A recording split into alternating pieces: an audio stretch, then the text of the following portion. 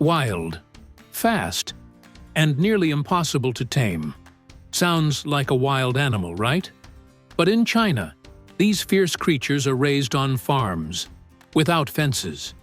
Each wild boar eats up to 5 kilograms of food a day, can roam for miles, and remembers food spots for over a year. Smarter than some dogs. So how do they do it? Let's dive into China's untamed world of wild boar farming. The wild boar, the ancient ancestor of today's domestic pig, was first tamed nearly 9,000 years ago in the Middle East and China. Today, its descendants roam across Asia, Europe, North Africa, and even America. Known for their sharp memory, wild boars can remember paths and food sources as well as dogs or even chimpanzees. At first glance, wild boars might seem too fierce, too wild to raise. But in some parts of China, farmers have found a surprisingly natural and clever way to do just that. No crowded barns, no concrete pens. Many simply let the boars roam freely through nearby forests during the day, just like their ancestors did thousands of years ago. This method is known as semi-wild farming. The boars explore, dig, graze, and at sunset, they often return to their pens on their own. When it comes to food, wild boars aren't picky, but they are well fed. One adult boar can eat up to 5 kilograms of food each day. That's like 50 apples. And their diet? Not just boring pig feed. They get fresh leaves, sweet potatoes, grains, even fruits.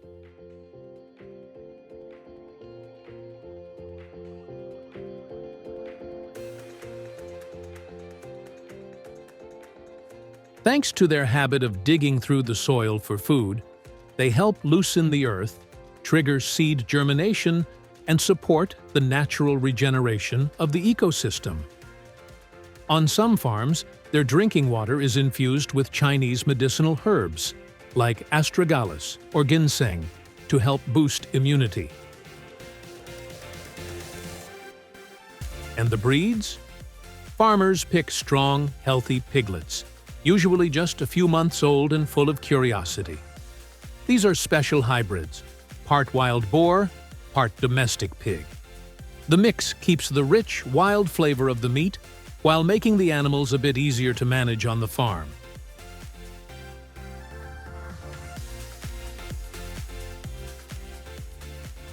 Wild boars don't breed as easily as domestic pigs, but under the right conditions, one sow can give birth to 5 to 8 piglets per litter, sometimes even more.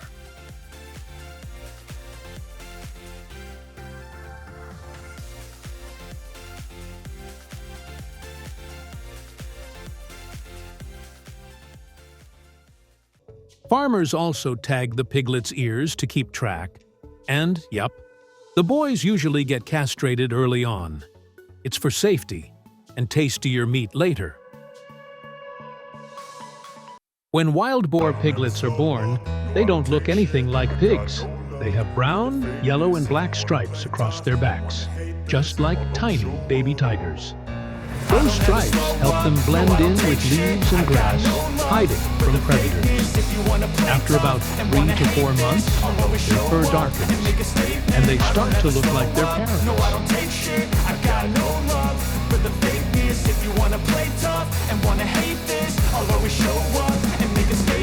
Everything I do so instinctive and so passionate. Every word I move so descriptive like an adjective. I got a vendetta against people who patented being negative when you should be getting after it.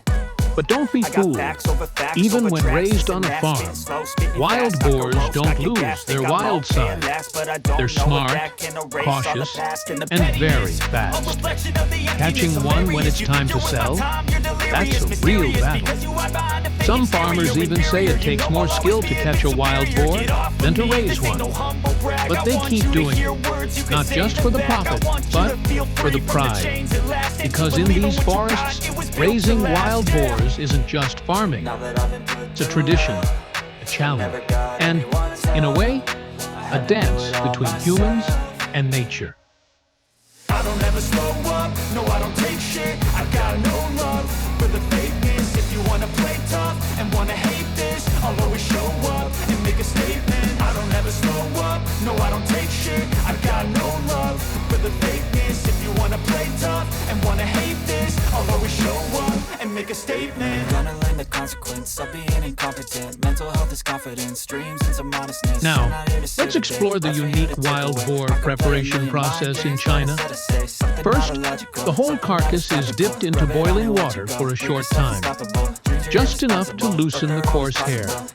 Then comes the scraping, a careful, rhythmic task using knives or special tools to clean every inch of the thick hide. Wild boar meat isn't just delicious, it's nutritious too. It's higher in protein, lower in fat, and richer in minerals like iron and zinc compared to regular pork. That's why many health-conscious eaters are turning to wild boar as a more natural source of meat. Beyond roasting, the meat is also stir-fried, stewed, or smoked in traditional dishes. Even the boar fat is treasured. In many parts of China, roast wild boar is more than just a dish. It's a celebration. The process takes hours. The meat is slowly roasted over open flames, sometimes marinated with herbs and local spices. The result?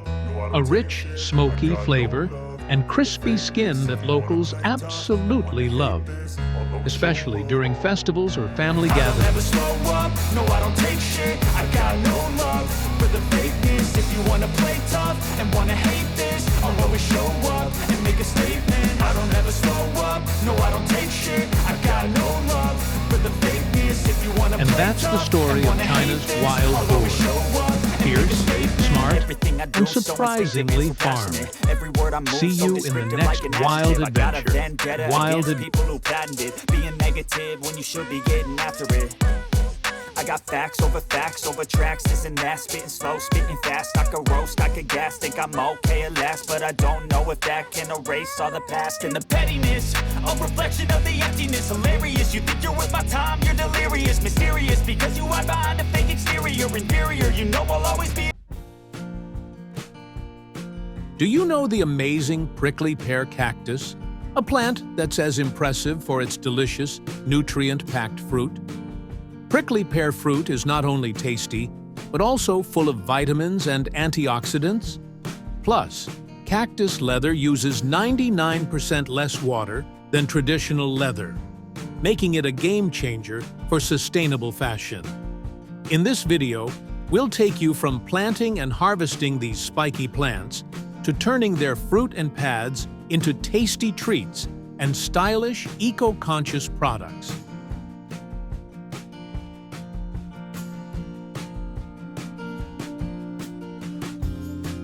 You'll find giant prickly pear plantations thriving in some of the sunniest, driest spots on Earth, mainly across Mexico, parts of South America, Italy, and even North Africa.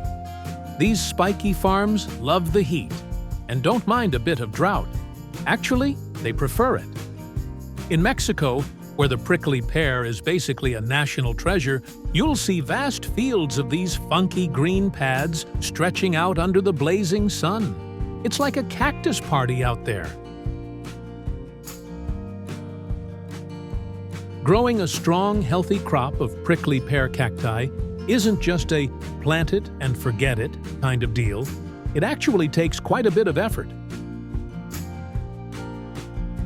The big, healthy prickly pear cacti you see standing tall in the fields, they're more than just tough survivors. They're the proud parents of the next generation.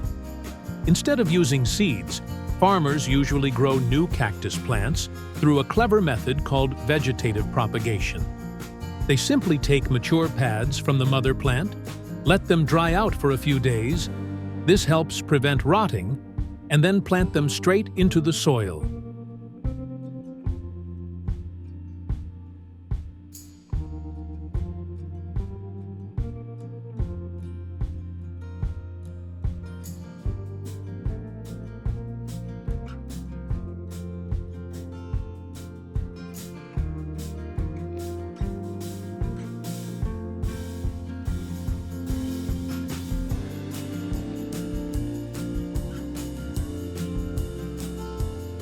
Farmers carefully mix in mineral-rich fertilizers with the soil to give the young plants a nutrient boost.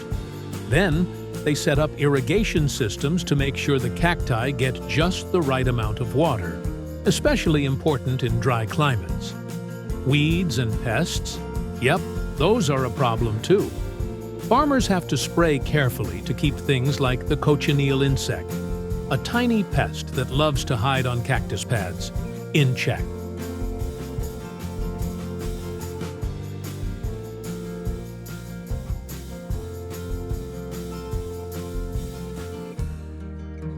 You definitely can't miss a prickly pear in bloom.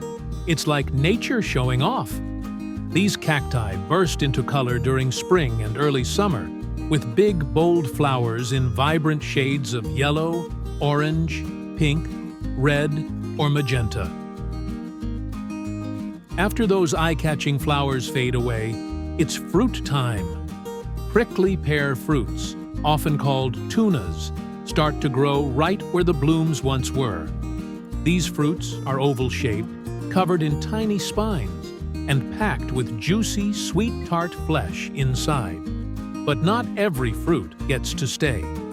Usually, they keep just 5 to 6 fruits per pad to ensure the remaining ones get all the nutrients they need to become plump, flavorful, and high quality.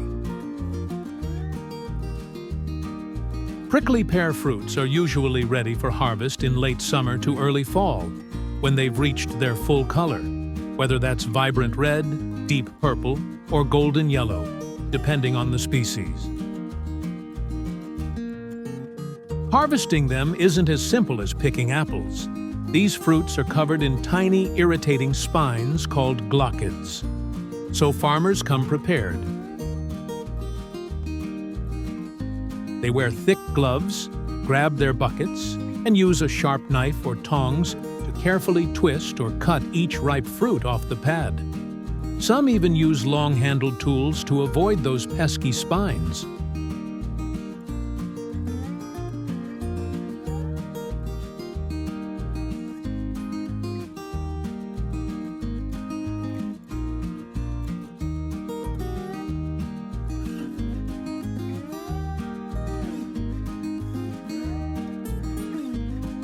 Once the buckets are full, harvesters transfer the prickly pears into larger bins, carefully pouring them in to avoid damaging the delicate fruit.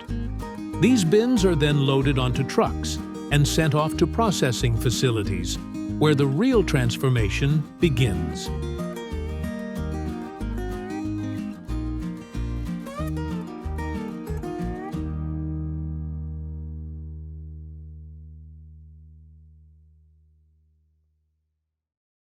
When the prickly pears arrive at the factory, the bins are unloaded and poured into rolling machines designed to remove the sharp spines. These machines use soft rubber rollers that gently rub the fruit clean. No more prickles to worry about. After despining, the fruits move along conveyor belts, where hard-working staff carefully sort them by size, ripeness, and quality. Only the best make it to the next stage of processing. It's a perfect blend of machine precision and human care.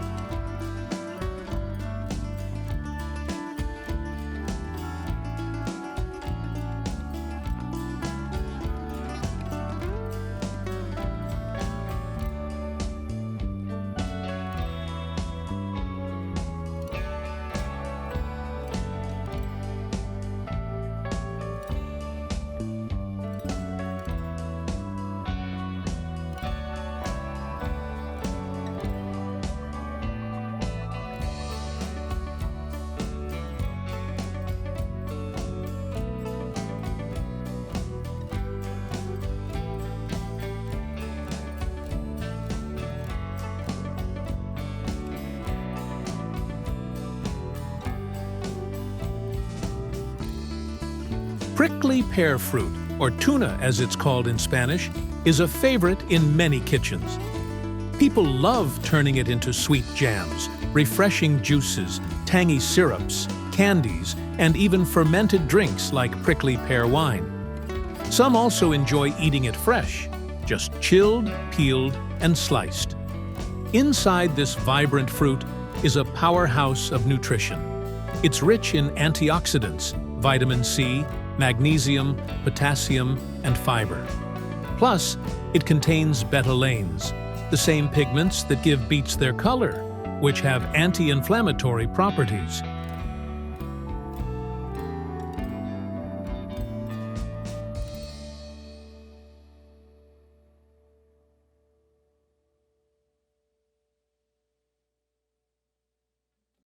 So what about those prickly pear pads, which are nearly 90% water? Are they just tossed away? Absolutely not. Locals transform these juicy pads into cactus leather for fashion and accessories. Get ready. You're about to see some seriously surprising stuff. Making leather from prickly pear cactus saves a huge amount of water.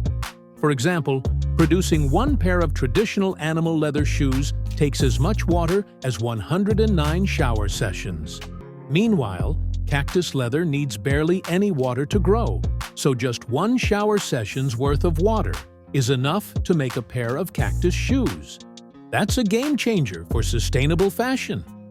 The process of making cactus leather starts with washing and chopping the pads, then drying them under the sun. After that, the dried cactus is mixed with eco-friendly, non-toxic chemicals to create a durable, plant-based leather. Many environmentally conscious companies now produce sustainable cactus leather products that are soft, strong, and biodegradable. These cactus leather goods are breathable, cruelty-free, and kind to the planet. So, what do you think? Would you give cactus leather a try?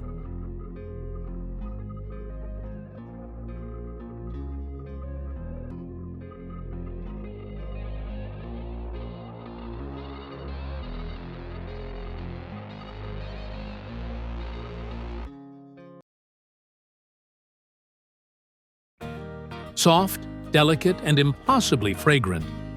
The rose is more than just a flower. Have you ever wondered why this single bloom has captured hearts for thousands of years? From ancient empires to modern cities, it has graced palaces, poems, and passions. Each year, millions are gifted, whispers of love wrapped in petals. But behind every bouquet lies a story of tradition, of science, and of beauty grown with care.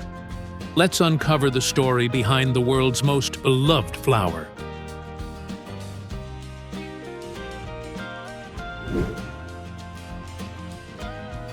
Did you know that the rose has a history dating back more than 5,000 years?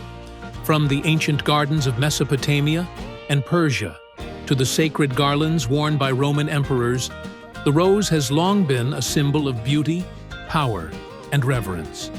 Today, the rose remains a global icon.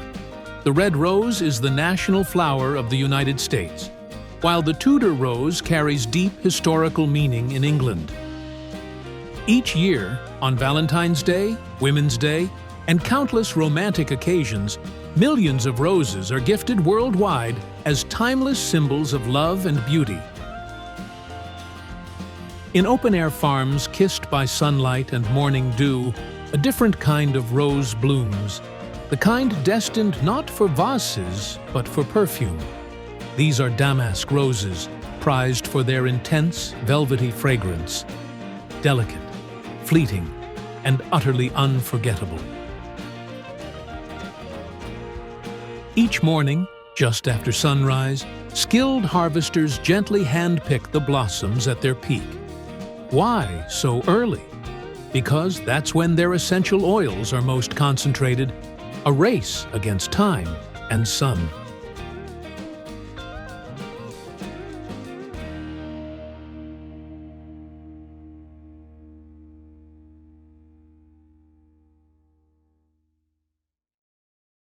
Once gathered, the petals are weighed and carefully inspected for quality.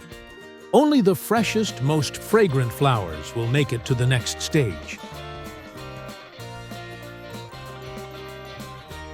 Here's a surprising fact. It takes over 3,000 kilograms of rose petals, that's millions of individual petals, to produce just a single liter of rose essential oil. A reminder of how rare and precious this substance truly is.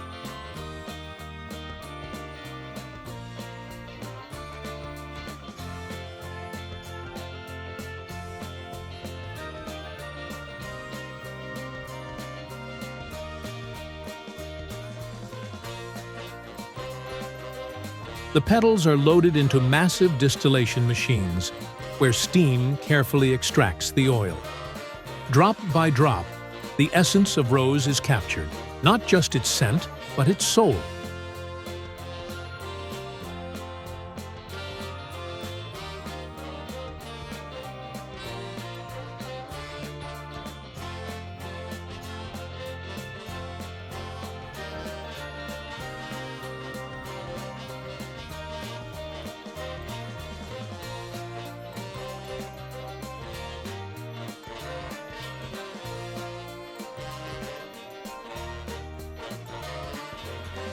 Next comes rigorous quality testing. The color, purity, and scent profile must meet exacting standards before moving forward.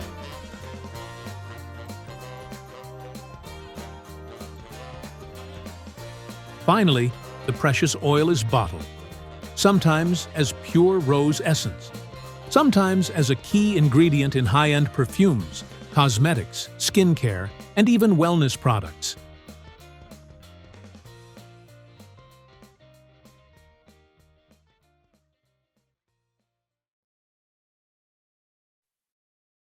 In vast greenhouses, stretching as far as the eye can see, roses are cultivated with scientific precision. The Netherlands, Kenya, and Ecuador are top rose producers, exporting millions of blooms weekly worldwide. Each morning, skilled workers move swiftly through rows of roses, gently cutting only those that meet exacting standards. These are not just flowers, they are symbols of love, crafted with care.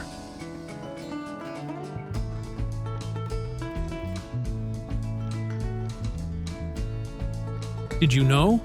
Some of the world's largest rose farms harvest over 1 million roses every single day. It's a staggering number, one that reflects humanity's enduring love for this flower.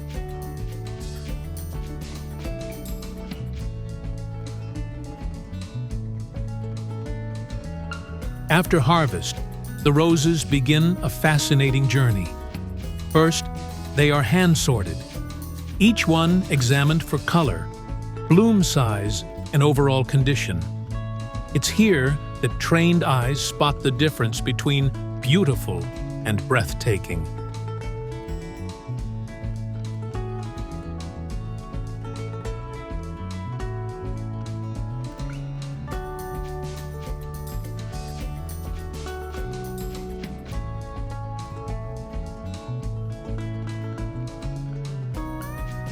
The leaves near the base of the stem are removed, not just for aesthetics, but to prevent rot in water-filled vases.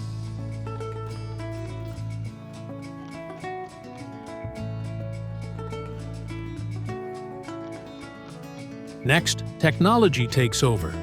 The roses pass through advanced scanning machines that measure length, stem curvature, bloom diameter, and even check for minor flaws. Every detail matters.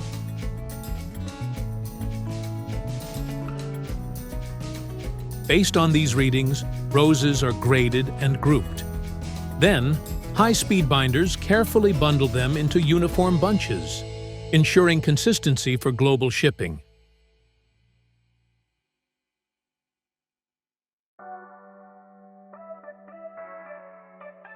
Some roses are wrapped by machines, sealed in sleek, moisture-resistant sleeves.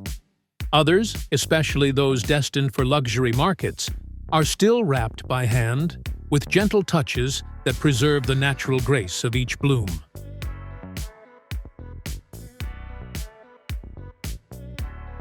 Around the world, on Valentine's Day alone, Over 250 million roses are sold in just 24 hours. The global demand is immense. The Netherlands alone exports billions of cut roses annually, while Kenya is the top supplier to Europe.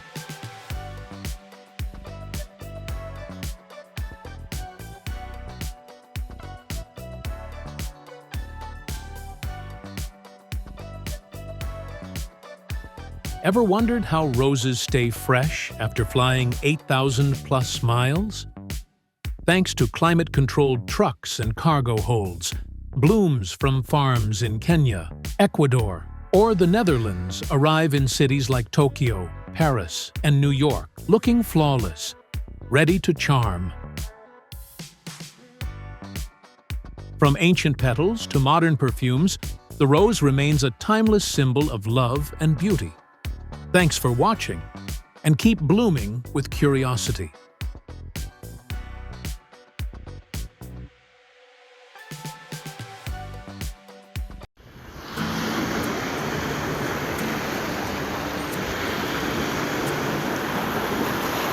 Did you know a single jumbo squid can grow up to 2 meters long and weigh 50 kilograms in just 2 years? These giants roam the deep ocean in massive schools, hunting through the night. But tonight, they're the ones being hunted.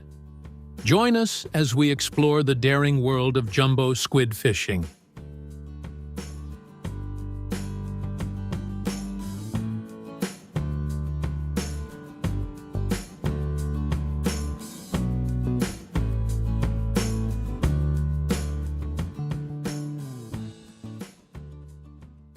Jumbo squids are true night hunters, traveling in massive schools to hunt more effectively.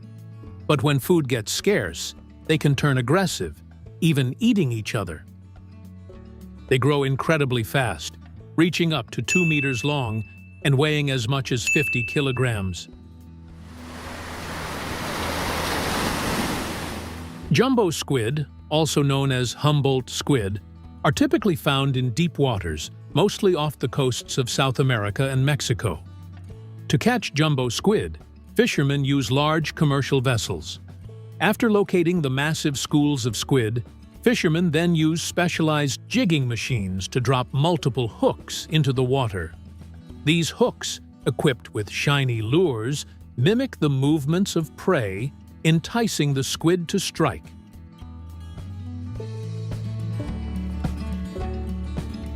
In some regions, smaller fishing boats also join the action. Fishermen manually use large hand lines, each with multiple barbed hooks. As they feel the weight of a catch, they pull the lines with practiced skill to haul the squid on board.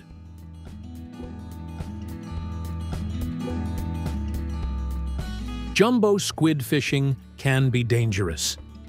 These powerful creatures thrash violently when caught, and their sharp beaks can cause serious injury. Additionally, rough seas and unpredictable weather make the job even tougher.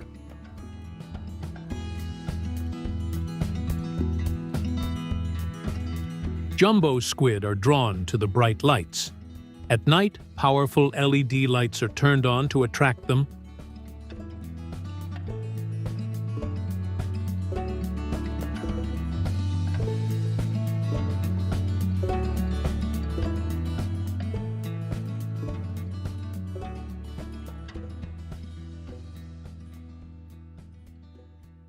After days at sea, the fishing boat finally approaches the harbor, loaded with freshly caught jumbo squid.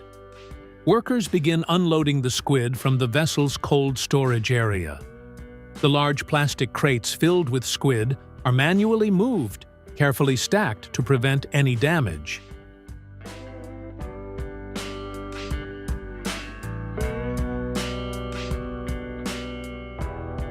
The squids may also be lifted using crane nets equipped with a built-in weighing system, allowing the crew to measure the catch directly as it's hoisted from the ship.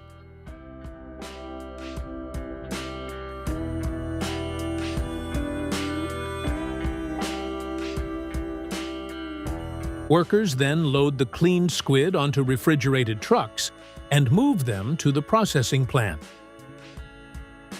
At the processing plant, freshly caught jumbo squids undergo a thorough quality inspection to ensure size, texture, and freshness.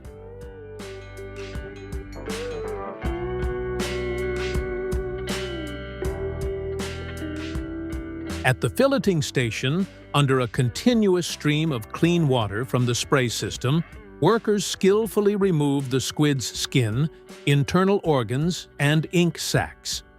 The workers then manually cut the squid to preserve its texture and aesthetic appeal and separate the squid into different parts, including the mantle and the tentacles.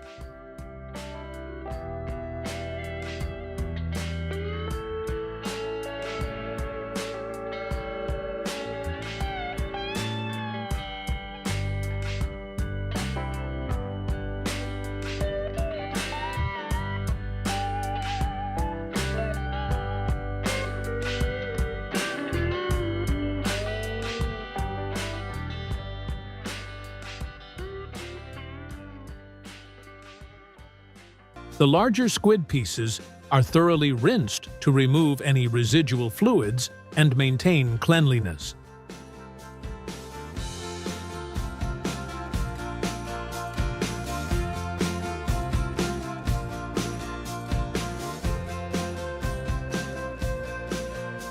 The squid meat is then processed with advanced machinery to create uniform round cuts, ideal for packaging or culinary use.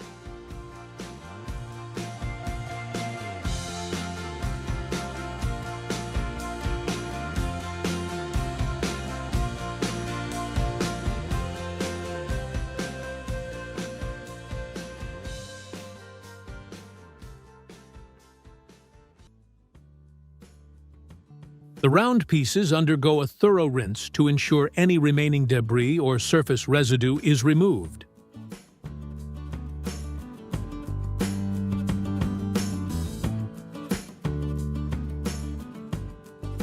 The squid rings are briefly blanched to enhance their texture and preserve freshness before further processing.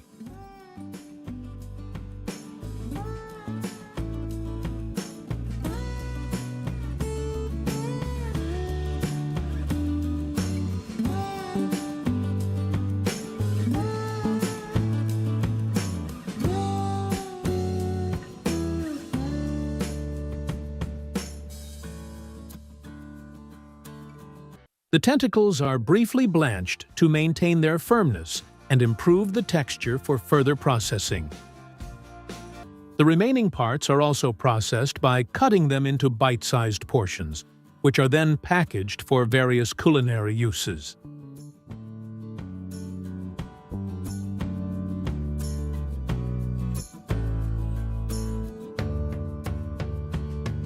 The processed squid is carefully packaged in various formats to suit market demands, ranging from whole pieces to pre-cut rings and tentacle clusters.